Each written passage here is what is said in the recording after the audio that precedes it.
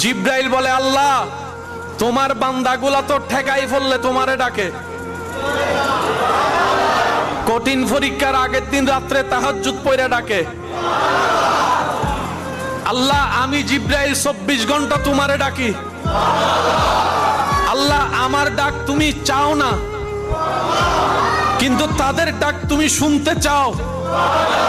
আমি জিব্রাইল সকাল সন্ধ্যা দুপুর বিকাল তোমার নামের জিকির করি, কিন্তু তোমার পক্ষ থেকে কোনো উত্তর পাই না।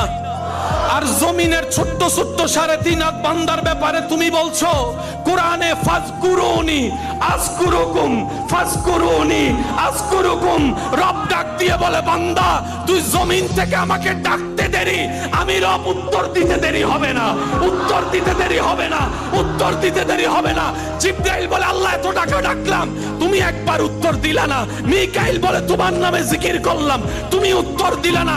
আসমান বলে, তোমারে সিজদা করলাম তুমি একবার খুশি হওয়া দেখলাম না। এই বান্দাগুলার জন্য তুমি এত খুশি হচ্ছ কেন? বান্দার জিকির শুনে খুশি হচ্ছ কেন? বান্দার আওয়াজ শুনে খুশি হচ্ছ কেন?